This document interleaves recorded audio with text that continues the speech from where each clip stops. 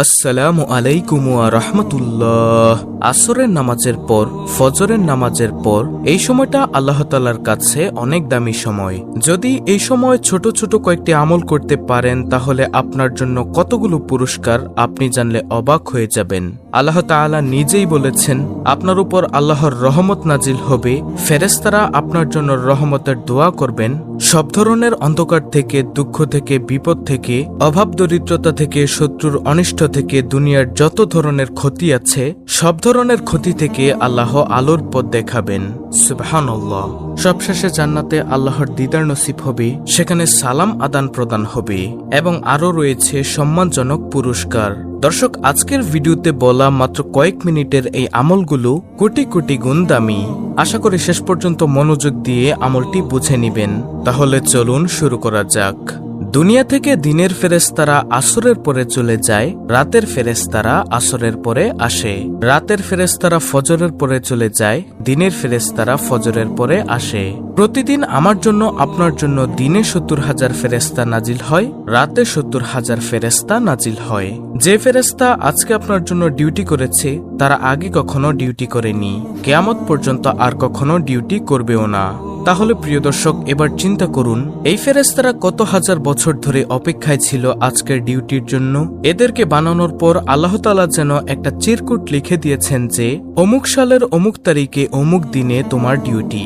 এই কাগজটা নিয়ে সে অপেক্ষায় ছিল হাজার হাজার বছর ধরে। আজকে যখন তাদের ডিউটির দিন এসেছে তারা কি পরিমাণে খুশি হয়েছে চিন্তা করুন। তারা খুশি এ কারণে যে তাদেরকে এই দিনের জন্যই বানানো হয়েছিল। সূরা বনী ইসরাইলের ৭৮ নং আয়াতে আল্লাহ তাআলা বলেন, ওয়া কুরআনাল ফাজরি ইন্না কুরআনাল ফাজরি কানা মাশহুদা। আর ফজরে কোরআন পাঠের স্থায়ী নীতি অবলম্বন করো, কেননা ফজরের কোরআন পাঠে উপস্থিত থাকা হয়। এ আয়াতের সম্পর্কে রাসূলুল্লাহ সাল্লাল্লাহু আলাইহি ওয়াসাল্লাম ইরশাদ করেন, এ সময় রাতের ফেরেশতারা এবং দিনের ফেরেশতারা উপস্থিত হয়। তিরমিজি শরীফ ৩১৩৫ নম্বর হাদিস। দর্শক, বুখারী শরীফের ৫৫৫ নং হাদিসের বর্ণনা, যে ফেরেশতারা রাতে তোমাদের সাথে ছিল তারা আল্লাহর কাছে চলে যান। তখন আল্লাহ তাআলা তাদের জিজ্ঞাসা করেন, অথচ আল্লাহ তাদের সম্পর্কে বেশি জ্ঞান রাখেন। আল্লাহ বলেন, তোমরা আমার বান্দাদের কি অবস্থায় রেখে এসেছ?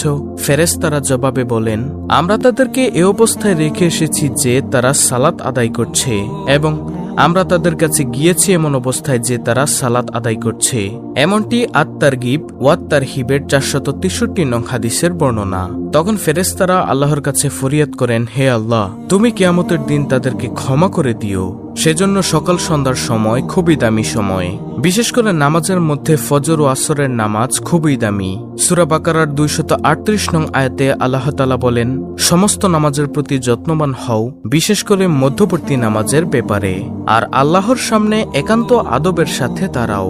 অতএব ফজরের নামাজ ও আসরের নামাজ জামায়াতের সাথে অবশ্যই পড়বেন। তারপর ফজরের পর বসে বসে কোরআন তেলাওয়াত করবেন, জিকির আজকার করবেন। যারা ফজরের পর আসরের পর জিকির করে তাদের জন্য সূরাতুল আহজাবের ৪১ থেকে ৪৪ নং আয়াতে কি সুসংবাদ দিয়েছেন জানলে অবাক হবেন। আল্লাহ তাআলা বলেন, হে মুমিনগণ, তোমরা আল্লাহকে অধিক পরিমাণে স্মরণ করো এবং সকাল বিকাল আল্লাহর পবিত্রতা বর্ণনা করো। তিনি তোমাদের প্রতি রহমত করেন এবং তার ফেরেশতাগণ রহমতের দোয়া করেন অন্ধকার থেকে তোমাদের আলোকে বের করার জন্য। তিনি মুমিনদের প্রতি পরম দয়ালু। যেদিন আল্লাহর সাথে মিলিত হবে সেদিন তাদের অভিবাদন হবে সালাম। তিনি তাদের জন্য সম্মানজনক পুরস্কার প্রস্তুত রেখেছেন। দেখুন, যদি সকাল সন্ধ্যায় কোরআন তেলাওয়াত করেন, মাসনুন দোয়া ও জিকির সমূহ করেন, তাহলে আপনার জন্য কতগুলো পুরস্কার রয়েছে। নম্বর ১, আপনার উপর আল্লাহর রহমত নাজিল হবে, ফেরেশতারা আপনার জন্য রহমতের দোয়া করবেন, সব ধরনের অন্ধকার থেকে, দুঃখ থেকে, বিপদ থেকে আল্লাহ আলোর পথ দেখাবেন। সবশেষে জান্নাতে আল্লাহর দিদার নসিব হবে, সেখানে সালাম বা শান্তির আদান প্রদান হবে এবং আরও রয়েছে সম্মানজনক পুরস্কার।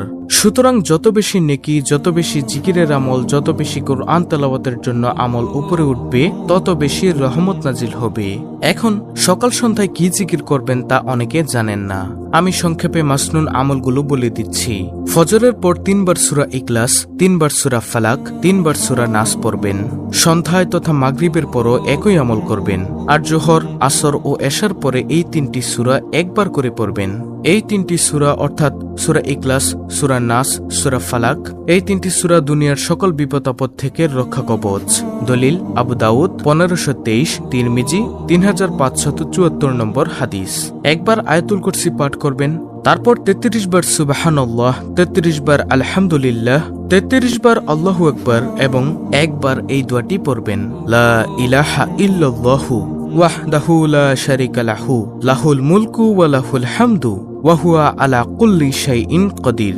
এই দোয়াটি পড়বেন। এই তাসবিহ পড়ার সাথে সাথে সমুদ্রের ফেনা পরিমাণ গুনাহ থাকলেও তা আল্লাহ তাআলা ক্ষমা করে দিবেন। এরপর একবার পড়বেন, আল্লাহুম্মা আইন্নি আলা যিকরিকা ওয়া শুকরিকা ওয়া হুসনি ইবাদাতিক।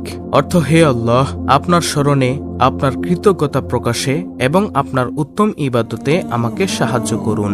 আবু দাউদ 1522 নম্বর হাদিস। নবীজি সাল্লাল্লাহু আলাইহি ওয়াসাল্লাম তার সাহাবী মুয়াজ বিন জাবালকে বলেন, হে মুয়াজ, তুমি জীবনেও এই দোয়াটি ছাড়বে না, অর্থাৎ উপরে বলা এই দোয়াটি। সুতরাং যারাই এই হাদিস শুনছেন তাদের কাছে অনুরোধ, আপনারও জীবনে এই দোয়াটি ছাড়বেন না। এরপর ফজরের নামাজের পর 3 বার পড়বেন, সুবহানাল্লাহি ওয়া বিহামদিহি আদাদা খালকিহি ওয়া রিদা নাফসিহি ওয়া জিনাতা আরশিহি ওয়া মিদাদা কালিমাতিহি। অর্থাৎ আল্লাহর প্রশংসা সহ তার পবিত্রতা ঘোষণা করি, সৃষ্টির সংখ্যা পরিমাণ, তার নিজ মর্জি অনুযায়ী তার আরশের ওজন বরাবর ও তার বাণীসমূহের সমান সংখ্যক প্রশংসা। মুসলিম 2726 নম্বর হাদিস, তিরমিজি 3555 নম্বর হাদিস। তারপর সকাল সন্ধ্যা 3 বার করে পড়বেন, আউযু বিকালিমাতিল্লাহি তাম্মাতি মিন শাররি মা খালাক। অর্থ, আমি আল্লাহর পরিপূর্ণ কালেমার দ্বারা প্রত্যেক শয়তান, বিষাক্ত প্রাণী এবং প্রত্যেক কুদৃষ্টির অনিষ্ট থেকে আশ্রয় চাইছি। দলিল মুসলিম শরীফের হাদিস, হাদিস নম্বর 2709। এই দোয়াটি পাঠ করলে আল্লাহর সৃষ্টি জগতের কেউ সারাদিন আপনার কোনো ক্ষতি করতে পারবে না, যেটা আপনারা থাম্বনেলে দেখতে পেয়েছেন। তারপর একবার সৈয়দুল ইস্তেগফার পড়বেন। ক্ষমা প্রার্থনার এই শ্রেষ্ঠ দোয়াটি যদি কেউ সন্ধ্যাবেলায় পড়ে ওই রাতে মারা যায় অথবা সকালবেলায় পড়ে ওই দিনে মারা যায়, তাহলে সে জান্নাতি হবে।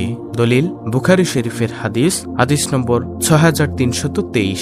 আর সৈয়দুল ইস্তেগফারটি হলো, আল্লাহুম্মা আনতা রাব্বি লা ইলাহা ইল্লা আনতা খালাকতানি ওয়া আনা আবদুকা ওয়া আনা আলা আহদিকা ওয়া ওয়াদিকা মাসতাতু আউযু বিকা মিন শাররি মা সানাতু আবুউ লাকা বিনিআমাতিকা আলাইয়া ওয়া আবুউ লাকা বিযাম্মি ফাগফিরলি ফাইন্নাহু লা ইয়াগফিরুয যুনুবা ইল্লা আনতা। এটি হলো সৈয়দুল ইস্তেগফার। স্ক্রিনশট নিয়ে মুখস্থ করে নেবেন। দর্শক, ভিডিওতে বলা আমলগুলো আপনারা দরকার পড়লে ভিডিওটি পুনরায় আবার দেখে মুখস্থ করে নেবেন। নিয়ম মাফিক আমল করলে ইনশাআল্লাহ অনেক সওয়াবের ভাগীদার হতে পারবেন।